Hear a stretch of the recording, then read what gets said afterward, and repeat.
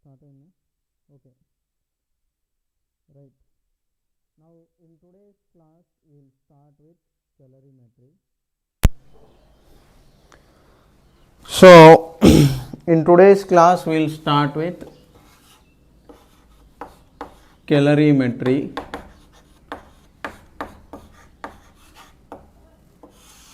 Your calorimetry deals with, okay, it is basically study of, okay, it is basically study of, okay,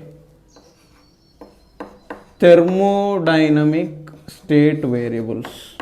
Okay, it is basically study of thermodynamic state variables.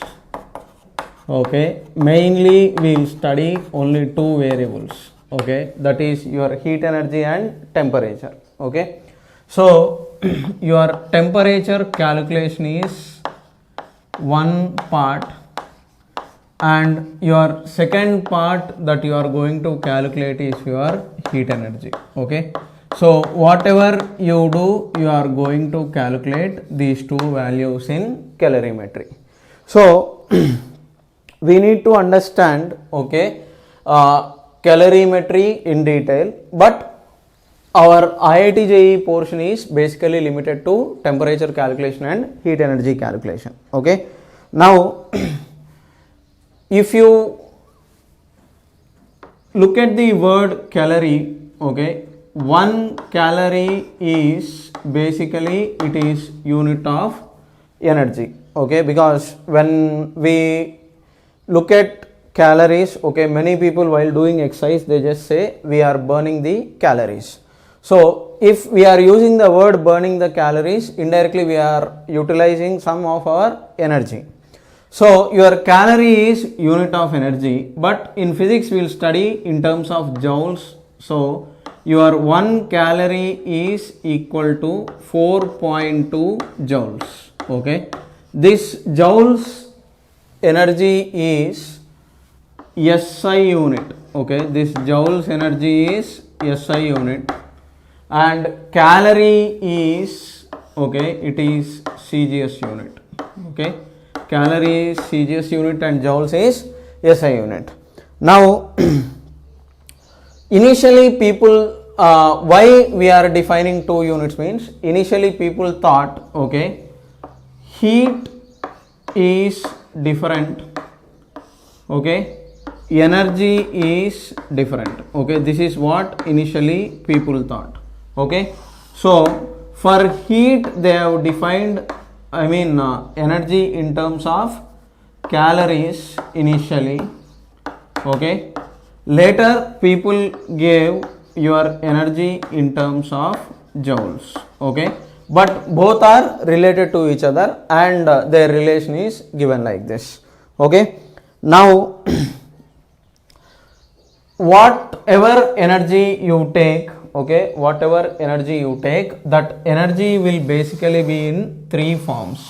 Okay, that is your potential energy, your kinetic energy, and your mass energy. Okay, whatever energy you take, that will be in these three basic forms. Okay, so potential energy, kinetic energy, and mass energy. Now your heat energy belongs to vibrational kinetic energy of molecules. Okay, your heat energy is vibrational kinetic energy of molecules.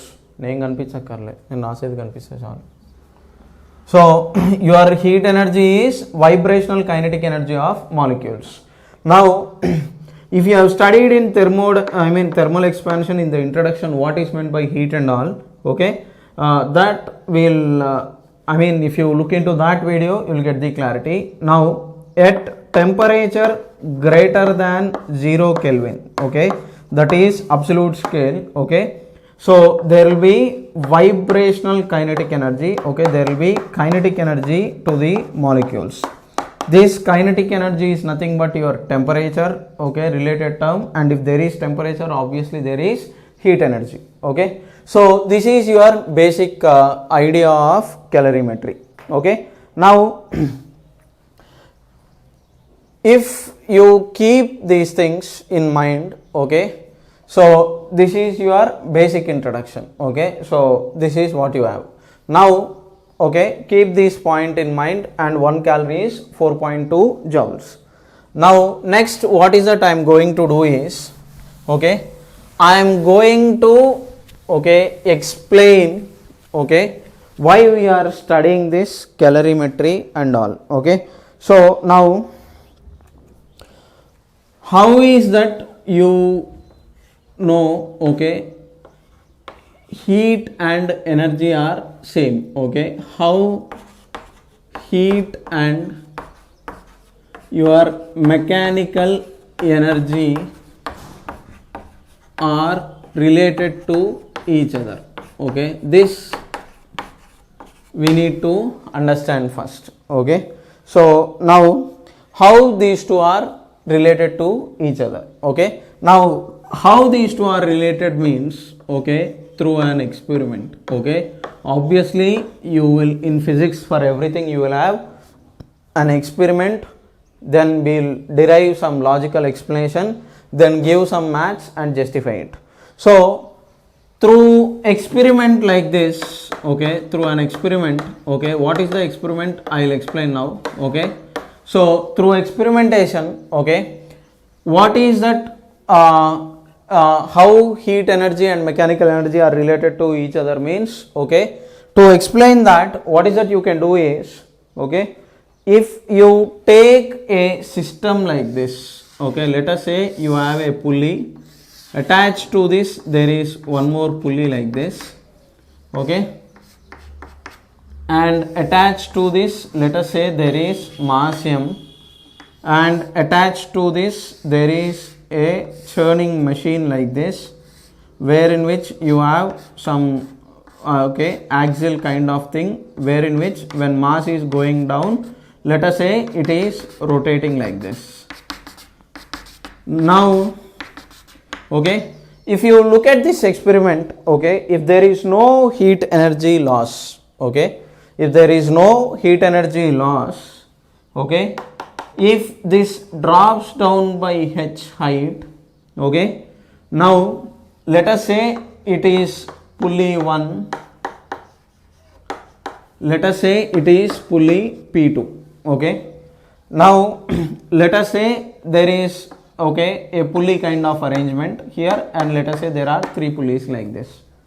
Now to this experiment, if I am doing energy conservation equation, okay, your energy conservation equation is your potential energy is lost, okay, your energy is lost when this is coming down, okay. So this energy loss is given by mgh, okay. Now this energy loss will be distributed to kinetic energy of this block, okay, this is for block, kinetic energy of block, plus for pulley you will have rotational kinetic energy, okay. So Ke of, okay, pulley P1 plus Ke of kinetic energy of pulley 2, okay. This kinetic energy is because of rotation, okay, that is half I omega square, actually if you write it, okay, this is half I2 omega square plus kinetic energy of this pulley P3, okay, that is half into I3 into omega square,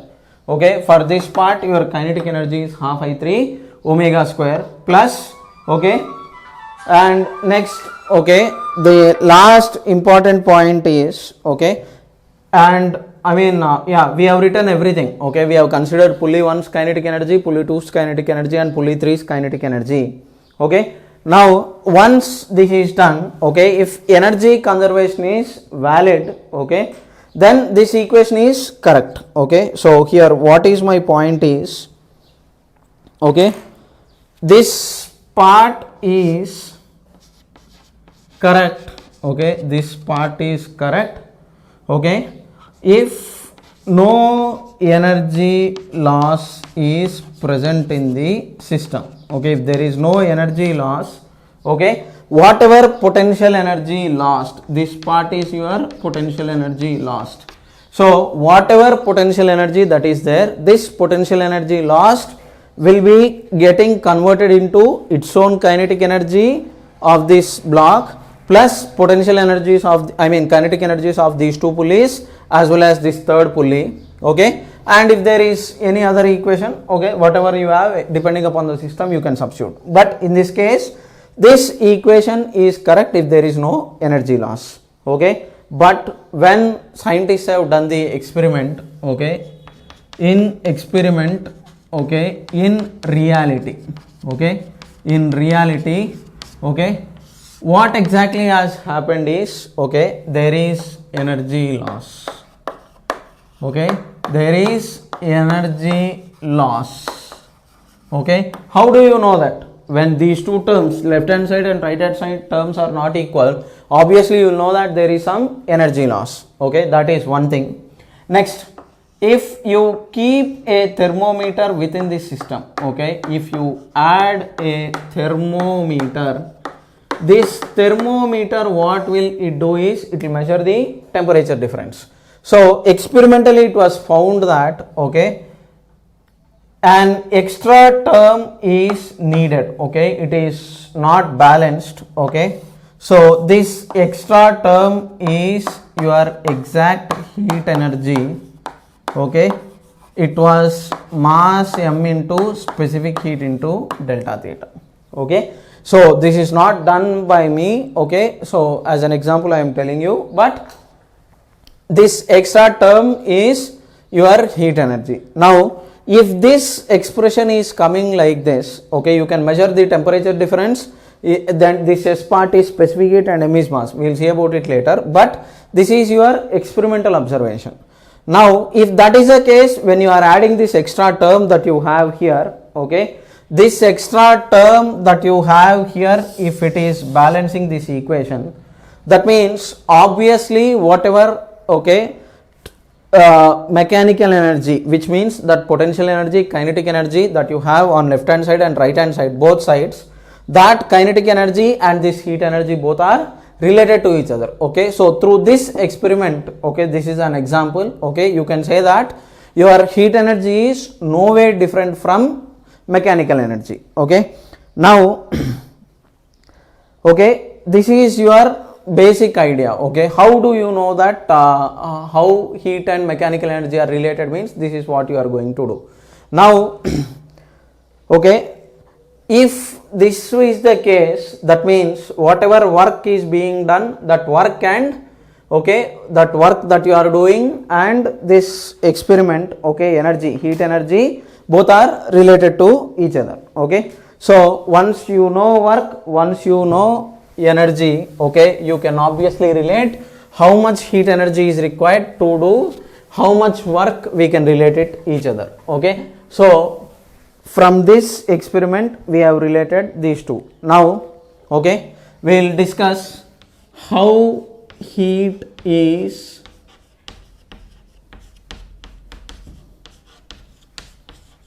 related to work. Okay, that means we are relating heat with work. Okay, so how can you do this? Okay, how can you relate heat with work? Now you can relate heat with work. Okay, you can relate heat with work with this expression, that is your work, whatever you are doing is directly proportional to your heat energy. Okay, now remember here I am keeping a sign delta Q. Okay, it is change. Okay, so you can only calculate, okay, if you have two bodies, you can only calculate how much energy it is transferring from one body to another body, but you cannot calculate absolute heat energy. Whatever is inside you cannot calculate. You can only say how much this is transferring to this or how much this body is transferring to that body. Okay, so you can only calculate the difference, you cannot calculate absolute heat energy. Okay, so your work that you have, okay, your work that you have is directly proportional to heat energy. Okay, now okay, if you remove the proportionality constant, okay, if you remove the proportionality constant, your work is equal to J times delta Q, or people will write it as work done W is equal to J times H. Okay, this is the common definition that you see in the books. Okay, so this is your relation between work and this is your relation between heat.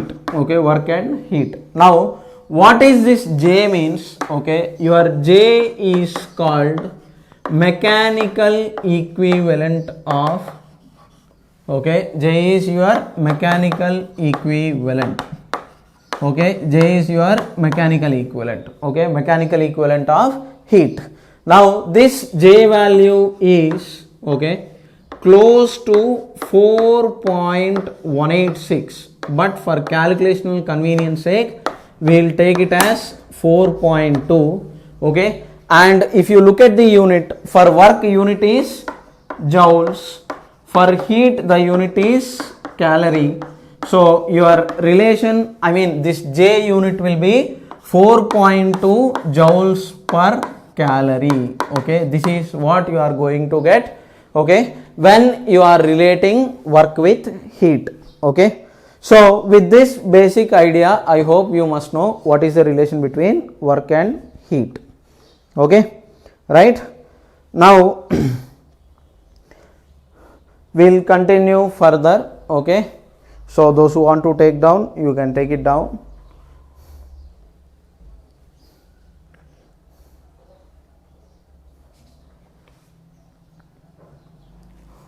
Okay, right. Now we need to see each term in detail. Okay, so now we'll continue. We'll look into each term in detail. Okay, so basic terms that I'll define. Okay, chapter, so far what I have discussed is introduction. Okay, now chapter flow, what I'll do, I'll tell you. Okay, now so far I have given introduction. Okay, now, okay, first part of the heading is knowing basic terms that you are going to use. Okay, so if you know the basic terms that you are going to use, accordingly, okay, in the end we will be able to solve the problems. So what are the basic terms that I am going to use means, okay, first term that I am going to use is specific heat capacity represented by, okay, symbol S. Okay, next, after specific heat capacity, next term that you have is molar heat capacity represented by symbol C. Okay, then we will see relation between, okay, C and S, that is heat capacity and specific heat capacity. Okay, then followed by, okay, we will see water equivalent. Okay, water equivalent. Then next we are going to see, okay, after water equivalent we are going to see latent heat of, okay, you are going to see latent heat of, okay, fusion and vaporization. Okay, now till here, okay, we will see the basic terms. Okay, wow, why do you all get to know all these terms means, okay, your principle of calorimetry is your ultimate target. Okay, your principle of calorimetry is what you are going to apply for every question in this chapter. So your principle of calorimetry is the ultimate thing. Okay, so final required, okay, final required relation, okay, is your principle of calorimetry. Okay, it is nothing but basically conservation of energy. Okay, now what is that I am going to do is I am going to define each and every term, okay, with explanation in detail, all this part first. Then once you get to know this, Okay, using these terms, we'll try to calculate principle of calorimetry relation. Okay, and then we will apply to mixtures. Okay, finally, after learning principle of calorimetry, we will apply them to mixtures. Okay, you apply them to mixtures. So you mix some hot body and cold body, and you are going to get what is the final temperature. All those relations is what you are going to get.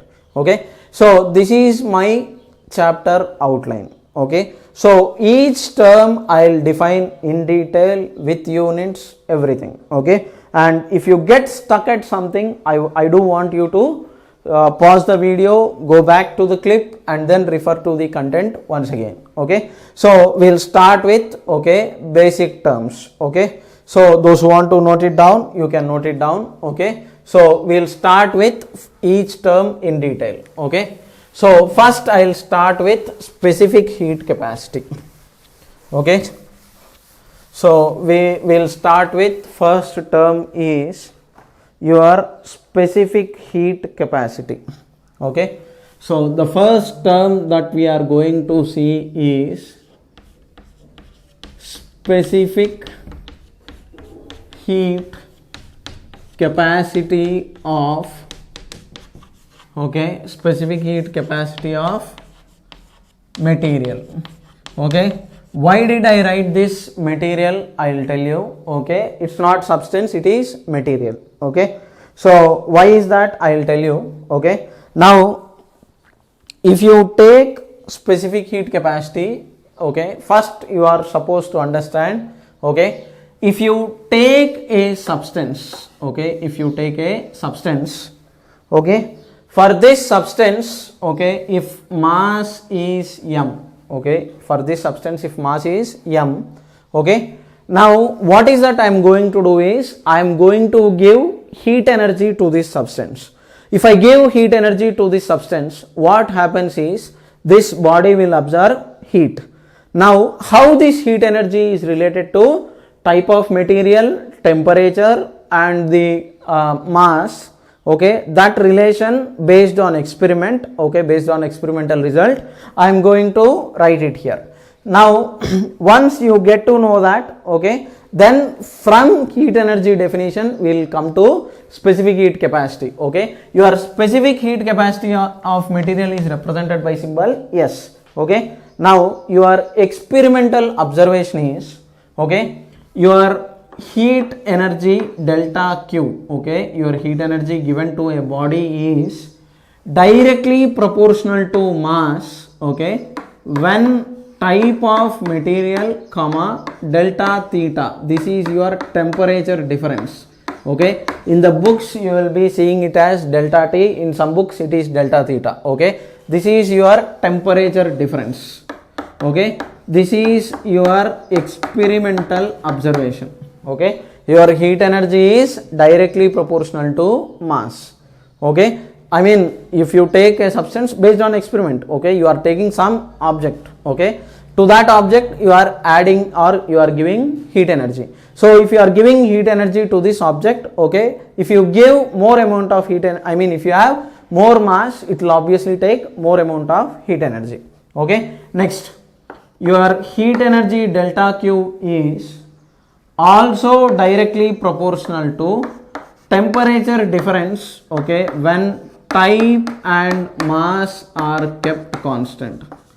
Okay, when type of material and mass are kept constant, your heat energy is directly proportional to temperature difference. Okay, delta Q is directly proportional to delta theta. Okay, now, okay, your heat energy delta Q is, okay, removing this proportionality constant, you are going to write it as mass m into specific heat S into delta theta. Okay, so what is that you are doing? You are taking a substance of mass m, you are giving some heat energy. So after giving heat energy, experimentally it is observed that your heat energy is directly proportional to mass under these conditions, it is directly proportional to temperature difference under these conditions, and your heat energy finally it is mass m into specific heat S into delta theta. Okay, now many people will directly give you this as the formula. Okay, but I have put it in a logical manner, that's all. Okay, this is a experimental observation, that's all.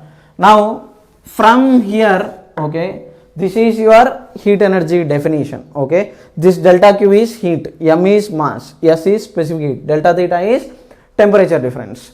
Now if you take the units part, okay, if you take the units part, okay, for each term, delta Q is calorie or joules, okay, mass will be grams or kg depending upon SI or CGS unit, and specific heat, okay, which we will derive now, okay, and delta theta is, okay, it is degrees centigrade or Kelvin, whether it is CGS or SI unit, your temperature difference is going to be degree centigrade or Kelvin. But in entire thermodynamics, mostly it is a good practice, unless otherwise mentioned, except in this chapter, go for Kelvin always. Okay, wherever temperature is there, okay, go for Kelvin. Now one thing that I want you to remember is 1 degree centigrade temperature difference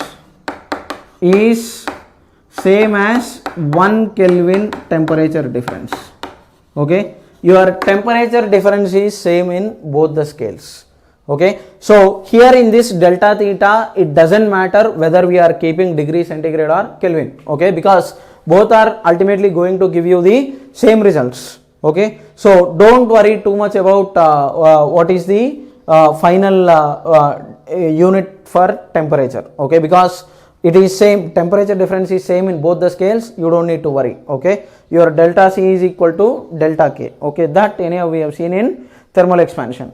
Now once you get to know this, from this expression, okay, your specific heat capacity, okay, can be defined logically like this. Okay, in the books this definition will be given, that is, okay, if you have, okay, a material whose mass is 1 gram, if you are defining in terms of CGS unit, okay, I have taken mass in grams, if you want in SI unit, take kg, no issues.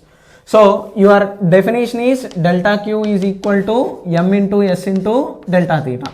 Now if you take 1 gram substance and if you change the temperature from 13.5 degrees centigrade to 14.5 degrees centigrade, okay, your delta theta is equal to 1. Okay, so your specific heat can be written as, the definition will be like this. Okay, so if mass is 1 grams and delta theta is 1, this part if it is 1 and this part if it is 1, delta Q is going to be equal to, mathematically it is S. Okay, right, so I'll write it here. If, okay, if mass is equal to 1 grams, delta theta, that is temperature, is equal to 1, okay, then your specific heat, okay, your specific